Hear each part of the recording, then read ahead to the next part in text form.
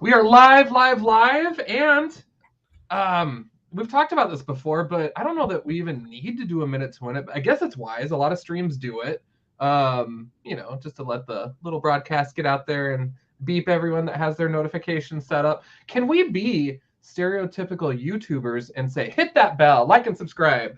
Boom. Yeah, but it's kind of like all the guys. Yes, please do.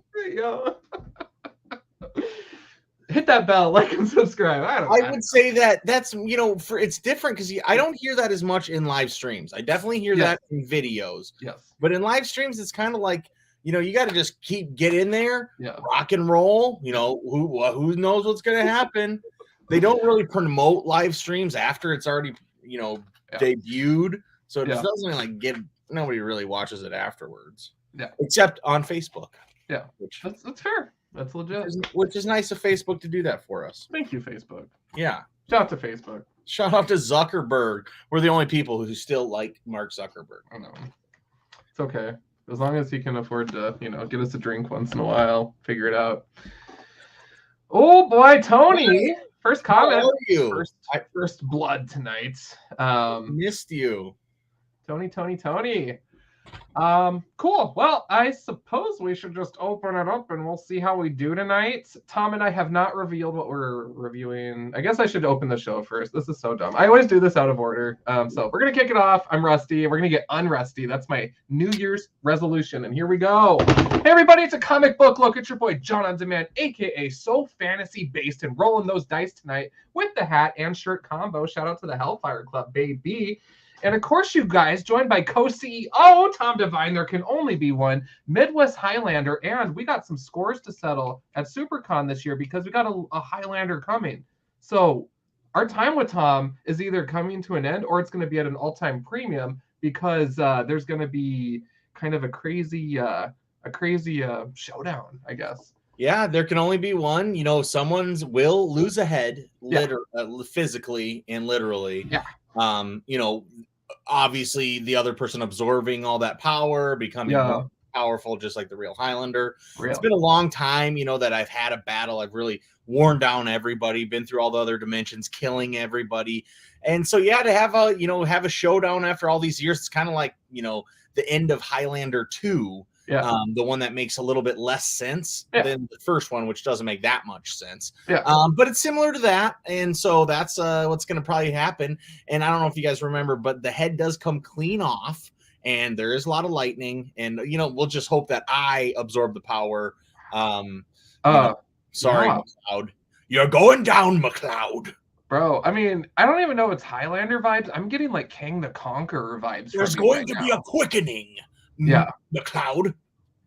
Tom's taking over the MCU, I guess. Tony is saying backwards John tonight. It's fine. Like I said, I'm just my marbles. I'm just throwing them everywhere, and it's fine. It's fine. But this has been quite the year so far. 2023. We're on January 18th. I definitely want to return all the weather that we've been getting here in South Dakota. I'd like a refund on that. But there's actually been some really cool stuff coming out on the shelves. So that's cool. Yeah, true that. There's definitely been some good stuff. I'm not finding the best stuff, but I'll tell you the book I'm reviewing today, John. You guys know me. I'm Mr. Always looking for that indie stuff. It's going to be a Marvel book because I found a Marvel book that might be top 3 series being released right now, and maybe my favorite book.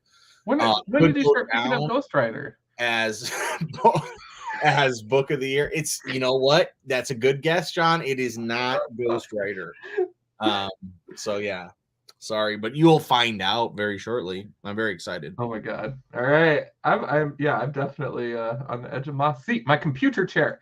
Tony says, "So are we going to be seeing Tom get beheaded this SuperCon this year?" Yeah, I mean, there's like a 50-50 chance. We both. The way the Highlander goes is as the heads get ripped off, we both share that power equally. So we're at the same power levels. It's really going to come down to sword skill. Yeah. I have been training a lot. I should be okay. I've sharpened my blade. One, I don't think I'll be hung up on the spinal cord, but if I do go for the cut, doesn't go all the way through, that Highlander, it can actually heal, and I could still be the loser. So, it does have to be a clean cut. There's a lot of things that are going to be in place. But yeah, I might lose my head, We got to get a picture of you with him though, for real, dude. I need that in my life. So we're gonna have to do it so we can meme the balls out of it. Yeah. Exactly. Oh my god. All right. Well, you guys, we are a comic book look, and Tom and I are definitely rocking that 2023 pace o things. And life has just been crazy. So thank you guys, of course, for just sticking with us and just supporting us. We love the participation from all platforms. The boys from Twitter across the country that do their own channels, we love you guys. Everybody through Rainbow, thank you so much. And we're just excited to keep on keeping on, and we enjoy talking books, and we enjoy seeing each other at the shop on a weekly basis as best we can. But sometimes Tom's got to go save the world, or sometimes I'm just out of town, got things to do. Exactly. Show alumni Ken is tuning in. Hello, long time no see, Ken. But he says love Highlander. So yeah. Me too, buddy. Me too. Shout out to Ken. Shout out to Ken's King collection too. Ken's King. Exactly, so, man. You gotta get familiar. So John, tonight we're gonna be reviewing 2 books. Before you go into that, so you've read 100 issues of X-Men, and they're being cataloged. Out of this run, which is the most recent run, guys. These are the ones that he's been reading. Probably the last 100 comic or X-Men comics that came out. Yeah. What is the best character at this time? Who's the coolest? Who's the most fun for you right now? Now, I am really, really, really, really digging. I hate to be mainstream. He's getting his own series of crossover events and miniseries, but Mr. Sinister is just so funny because I grew up with him in the 90s cartoon where he was like the scientist that just always gets his butt kicked, but he's so manipulative and clever and, and hates Cyclops' blast and that kind of stuff. This Sinister is totally just metrosexual. It's just so funny. And he just makes fun of Emma Frost and Sebastian Shaw and just everybody, all the prominent characters. He just makes fun of them, and I adore that. He is fearless and he's awesome. He's fantastic, dude. And of course, you guys, if you thought it was going to be a hero, I'm asking the wrong guy. So I mean, we knew it was going to be a villain, but Mr. Sinister, I love it, dude. That's so good, so good. So very, very much entertained by that, and I'm very happy with that. There's a lot of series where I'm like, do I need to be collecting this? But the answer is yes, absolutely. I need every single moment on Krakoa. Even the stupid one-shots, I've been getting those in these events. X-Men, I'm in. Let's go. So if you guys were wondering what the answer to that question was, we found out very quickly. The answer is yes, he does need them all. So I mean, okay, stop asking. The answer is yes. X-Men books for me is like Pokemon. I gotta catch them all. Catch them all, baby. But I gotta say, I'm really nervous. If this Krakoa situation's coming to an end or whatever, I suspect that I might fall off as well. Because there was some runs before this that were awful that I could not read. So I'm really worried that we're going back to that kind of thing in the future, but we'll see. Yeah. Well, interesting. Love to hear about it, John. Thanks for the catch up. Yeah. All right, buddy. What are you reviewing today? Let's jump right into it, man. I want to see it. Tom, I'm turning off this monitor first of all because my Mac likes to wake up and then oh my god, this is so fucking annoying. There we go. It wakes up and the monitor blinks nonstop. Anyways, right now I'm really digging kind of scarier books, and it started when I started collecting all this Marvel horror. And so this is not Marvel. This is not DC. This is from Vault. And we are doing Double Nightfall Feature, issue number 2, which I am blown away by. I came home, I looked through my stack of what I picked up this week, and I said, we're going to do this because I remember liking issue number 1. Yeah. And this issue number 2 turned it up like crazy. So think about throwing water on to boil for your noodles on the oven and just forgetting about it. That's what this did to me. And it was insane. So, oh man, I can't wait to hear about it. So, was it just one full story, or is it broken up into? Yeah, because I remember you said that kind of on the last one. It was two as well. Yeah.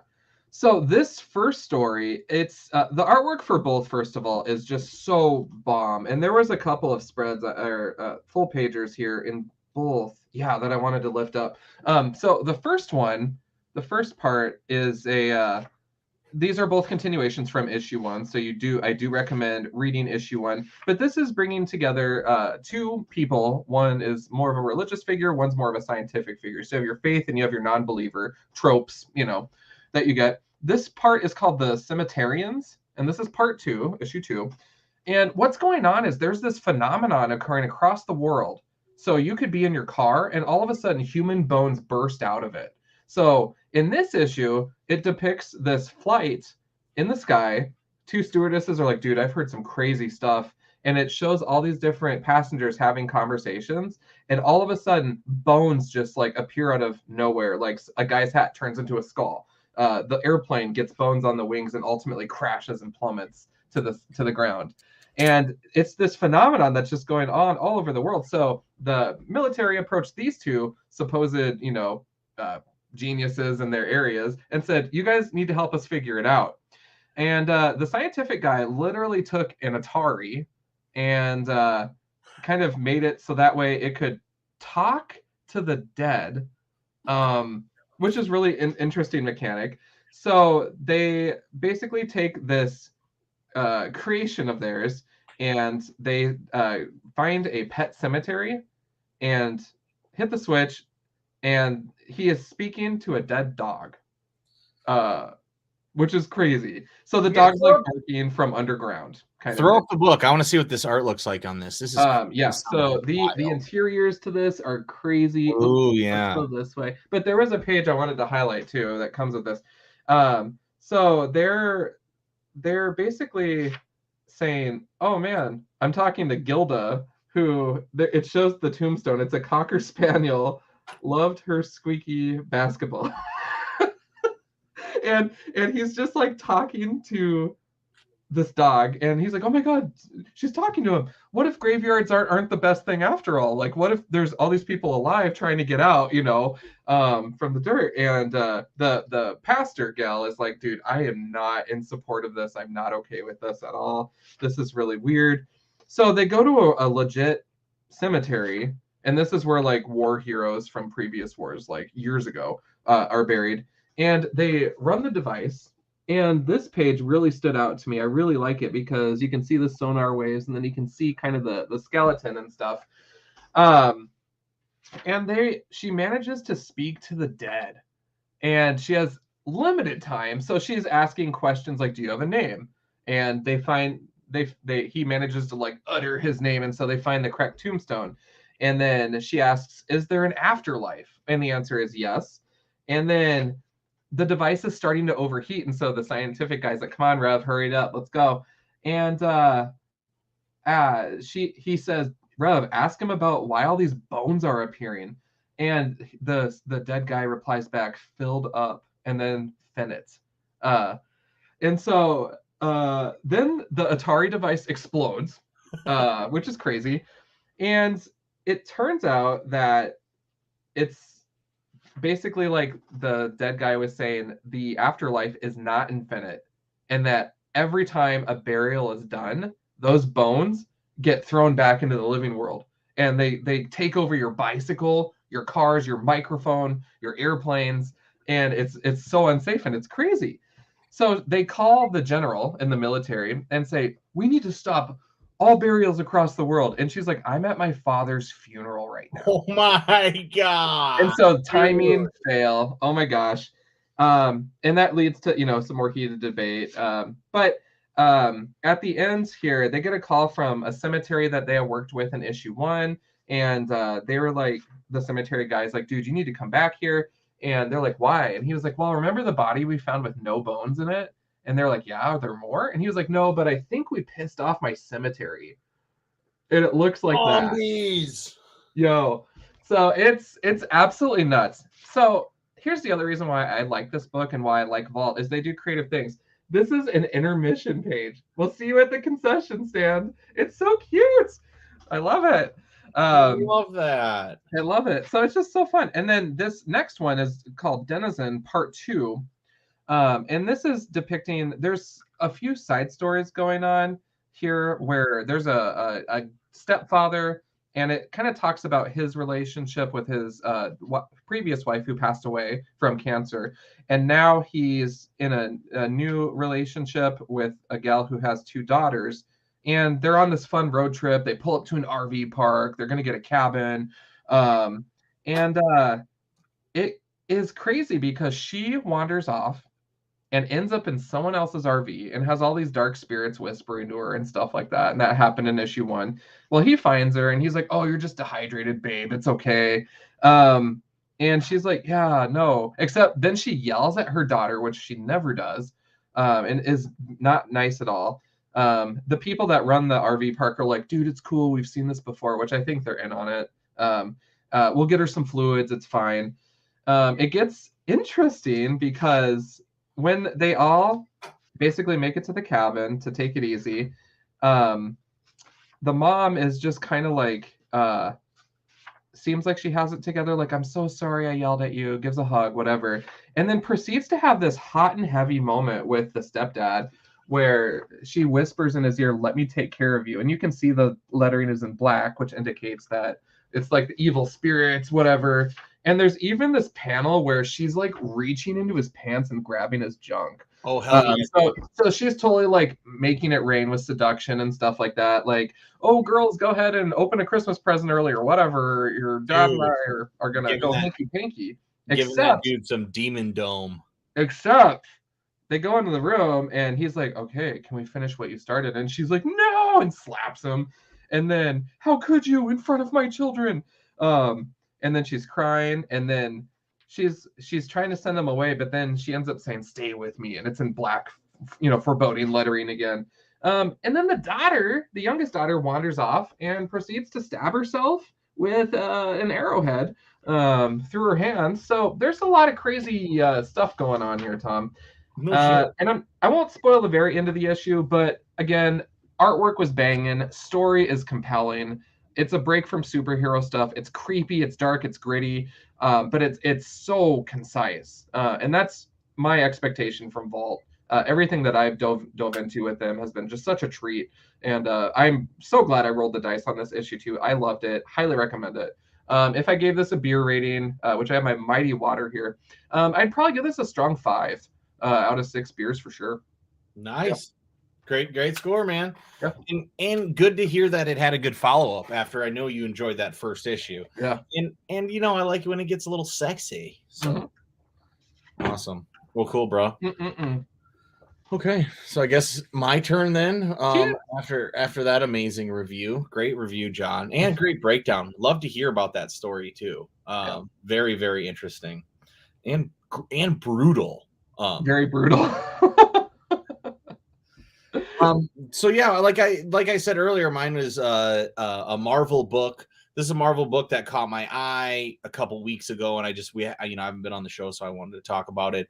And then I ended up picking up issue 1 because it looked so good and the art was so good. And I've known the author as an artist on The Legend of Luther Strode, and I'm going to be talking about Doctor Strange #2 with Tradd Moore on art. This is like my favorite book now. So it is like the trippiest, craziest adventure that you could ever imagine for Doctor Strange, right? Yeah. I mean, it is exactly what you would think, when you go into these crazy Doctor Strange giant, other dimensions and stuff like that. Yeah. You see it in this CGI, right? And we see all these different things. And Steranko back in the 70s always had a really clean look for this. And it really defined what Doctor Strange looked like in the worlds that they were looking like. And I think this book is like the next evolution of what is possible for Doctor Strange. And all new ways, because it takes that exact awesome, exploratory world that you want to see, with him going into these other dimensions and looking at these old realms and these different rules and how magic works. But you have to depend on a computer graphics person to try to make this in 3D. Yeah. And what we get with this book instead is, just amazing giant spreads that are all just extremely trippy, extremely weird. This book, I actually like the first one, the art better. I mean, I love both art, but there was just some crazy, really amazing pages in the first one. But I've been showing everybody that comes over, so I can't find it. I lost my first issue somewhere in my mess, and I texted John right before we started. I was like, dude, my desk is such a mess. I actually need 5 more minutes because I got to clean this shit off. But basically, we have Doctor Strange, and he is friggin' in it, and he has got to get deeper and deeper to get out of this insane world that he's in. And that's what we kind of see him trying to do. Crazy panels like that. And you can see this right here. This is Doctor Strange. And then this is Doctor Strange, and this is Doctor Strange, all the way that we get to see how he moves through time, through space, and all these insane ways that I can just look at these panels for so long. Yeah. And then what's so cool is just like with Doctor Strange, he never draws him. So Doctor Strange has a straight line, like a part of him. So he's always just makes him that's the other person, but he looks so different in every panel. Like this is what his face looks now. This is our Doctor Strange. It's all very avant-garde, very like you don't even know, you can't really see, but this is like his hair. Yeah. You don't really understand that it is the hair, but it's all a part of this design aesthetic that is really taking Marvel comics and superhero comics to the next world. And it was always like, where the fuck is Tradd Moore after Legend of Luther Strode, the Legend of Luther Strode. I love those books so much. And I was always like that. And the writer did a whole bunch of other shit, but I was like, where the fuck is Tradd Moore? Well, apparently he did like some Silver Surfer books and some other shit that I didn't read.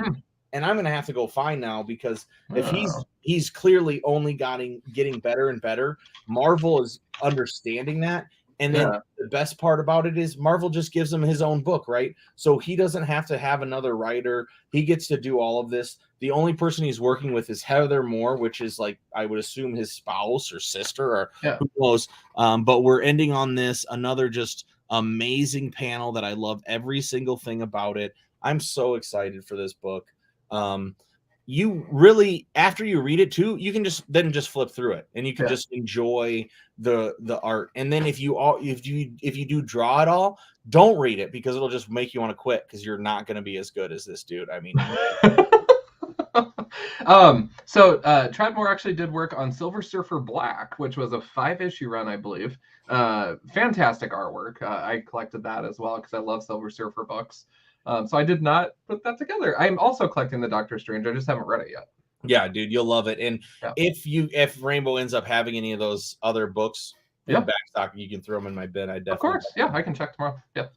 But yeah, so that's my book, 6 out of 6. Or no, I'll go full 12 pack. I don't read Marvel comics. Like even though I like the characters, like I'm very specifically right now, I'm just choosing not to for a little while reading Marvel or DC. Like Nightwing 100 came out today, and I was like, shit, dude, of course I should buy this, but I didn't, because I'm just like, at this time, I'm just not going to. I have a stack of comics back here that I need to read, and I'm going to fight through these other books, and I'm going to try to support these people that are trying to make independent ways. So that's how I felt. But then when you see this level of work, it's like, yeah, man, it just shows that, you can't make these ultimatums like I've tried to make in my mind, right? You got to be open to every single type of comic, because it could be that fucking Archie is going to be putting out the best comic in the world, or Sonic is going to be the best comic in the world. And right now, Marvel is putting out the best comic probably in the world right now, and it's Doctor Strange. So yeah, love it. Full 12 pack. Oh yeah, dude. Nice. Chad's checking into this here. Hey, Chad, thank you so much for tuning in tonight. So yeah, no, this is what a dynamic pairing. And yeah, Tom and I didn't tell each other what we were going to be reviewing. Exactly, the old switcheroo. I am blown away right now that you did a Marvel book first. Yeah, but it was just so good. I had to. Well, very cool. Well, we will keep on reading those books here coming up, and Tom and I will be back with you in a week or two, or I don't know, whatever our schedules hold. We'll figure it out. But anything from your side of the world that you wanted to lift up? I don't really, not really. Yeah.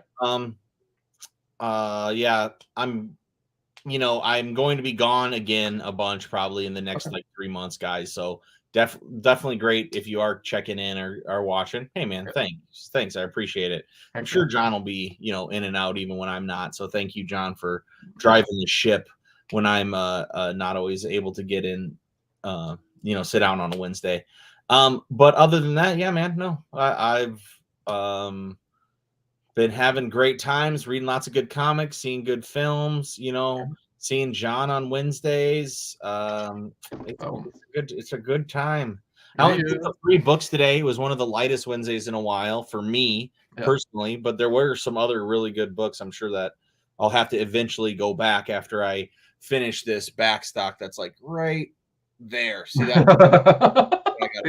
Yeah. So it's too tall right now. So I got work to do. Yeah. Chad said Tom went to the dark side, that boy. Marvel. Yeah. I did. Well, I'm back, right? Chad, I mean, I have I don't know, 10 long boxes of Marvel comics. I mean, I'm definitely not, I love Marvel in so many different ways, but at the end of the day, I also, love Jack Kirby, love creators, know what the relationship and the history that Marvel has treated these different creators, currently making billions of dollars off of storylines written in comics, and those people writing the comics that they base all the movies on get no kickdowns at all and are making $60,000 a year writing their ass off while someone stole their storyline and made $1 billion. So that's why it's hard sometimes, Chad, for me to love Marvel. But then it's like creators like this, like Tradd Moore, that really do allow me to love Marvel and overlook those things to get into the characters. And I wouldn't say overlook them. I always think I know what I'm doing, and I prefer when Tradd Moore does his own work. And I hope he's getting a whole bunch of viewers right now, so he can take these talents and then develop that into his own IP, and I will follow that as well. And then maybe that will get into a movie, and he will get paid a bunch of money for that. So. That's why I have a hard time with Marvel sometimes, not because I don't love the stories or the characters, because I do. I truly do. It's just some of the other stuff. Heck yeah. And, shout out, to the smaller publishers too. Vault, Boom, Image is kind of way up there now, but yeah, exactly. They're huge, but I still love it because it's creator owned. But yeah, you're right. I mean, Source Point Press. Yeah. Aftershock, I mean, the Berserk or Behemoth that changed recently. I mean, there's lots of also, a bunch of cool distributors that are putting out creator-owned comics and are creator published comics, and even through Diamond. Check out Santos Sisters. That's like my favorite book right now. 3 just came out. I can't wait to get it. Yeah, heck yeah. Well, cool, man. Well, great episode tonight. And again, for those of you watching the replay, definitely embrace this moment that Tom has read and reviewed a Marvel book willingly, and it was not my fault. I'm going to keep buying it. I'll buy this until this book ends for sure. Oh, my gosh. Well, with that, then we'll go ahead and shut her down. We are Comic Book Look, proudly sponsored by Rainbow Comics. We can be found on the socials using the @ by our pictures here, @ Tom Stu Divine on the socials, Twitter and Instagram in particular, and then @ John on Demand for me. And if you're watching this through YouTube, Twitter, or LinkedIn or whatever, wherever else we're going, and you want to connect with us on Facebook, we have a group, Comic Book Look. We'd love to continue the conversation and just talk noise and have fun. And that's what comic books should be. It's all about fun and connecting with people, and that's why we love it. And we're really proud to be a part of this community and keep it going. shout out to everyone out there tonight that participated in the chat. Thank you guys for tuning in. And hopefully you guys have an excellent week in comics. Brave that weather that we're getting here in the Midwest. We're 605 strong, baby. And we'll shut it down. And you guys know the drill as always. What do? We keep it comics for sure, man. And then I click the end broadcast.